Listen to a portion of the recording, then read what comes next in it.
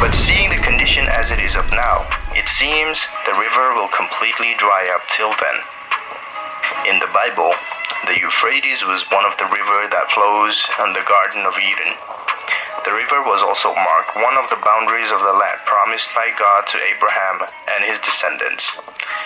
In the book of Revelation, it is prophesied that in the future the Euphrates will dry up in preparation for the battle of Armageddon. Revelation 16:16. Then they gathered the kings together to the place in Hebrew is called Armageddon. This verse talks about the kings of the east mentioned in verse 12. Revelation 6:12. The sixth angel poured out his bowl on the great river Euphrates, and its water was dried up to prepare the way for the kings of the east. So from this verse, we also see that before the river dries up, the sixth angel poured out his bowl on it. That means that as of now, the present that we are living in, the sixth angel might have already poured his bowl out.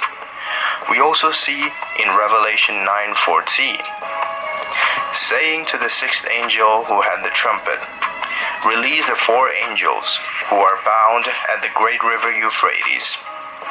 So the four angels who had been prepared for this hour, the day, the month, and the year, were released to kill a third of mankind. This verse doesn't specify if this is going to happen after or before the river dries up, but we have never had a catastrophe or an event that wipes the third of humanity yet. So it is believable that this happens after the drying of the river. Chapter 16 also talks about the kings of the east. It talks about how the kings of the east are preparing. It doesn't specify what they're preparing for. We see that the battle of Armageddon happens here, so it might mean the preparation for the battle. The chapter 16 also talks about some disaster events about to happen after the drying of the river Euphrates. Revelation 16:13-16. And I saw three unclean spirits, like frogs, come out of the mouth of the dragon, out of the mouth of the beast, and out of the mouth of the false prophet. So this particular verse talks about the beast, the dragon that emerges from the water in previous chapters, and also about a false prophet, and how unclean spirits like frogs come out of their mouth. For they are the spirits of devils, working miracles, which go forth unto the kings of the earth and the whole world, to gather them to the battle of the great day of the God Almighty. This verse says that those beings are evil spirits, and also mentions how they can perform miracles. It mentions how they will go brainwash all the leaders of the earth to join the battle of Armageddon.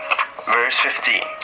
Behold, I come as a thief. Blessed is he that watcheth and keepeth his garments, lest he walk naked, and they see his shame. And he gathered them together into a place called in the Hebrew tongue Armageddon. This verse tells us about how the ones who are ready are blessed. Unless he is unready, he will walk naked and see his shame. This might also mean that all sins will be exposed in this time, and those who are not redeemed will be put to shame. Chapter 16, verse 19. And the great city was divided into three parts, and the cities of the nations fell. The great Babylon came into remembrance before God, to give into her the cup of the wine of the fierceness of his wrath. This verse talks about how the great city was divided into three parts. I don't know if this verse is talking about the three countries where the river Euphrates flow: Turkey, Syria, and Iraq. Verse 20-21. And every island fled away, and the mountains were not found. And there fell upon men a great hail out of heaven, every stone about the weight of a talent, and men blasphemed God because of the plague of the hail. For the plague thereof was exceeding great.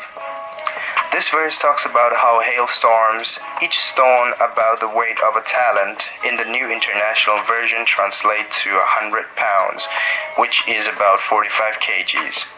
A A 45 kg hailstorm would look somewhat like this. Now all these prophecies were made 2,000 years before, and the only prophecy we almost see come through are the drying of river Euphrates. But seeing the condition as it is up now, it seems the river will completely dry up till then. In the Bible, the Euphrates was one of the rivers that flows in the Garden of Eden.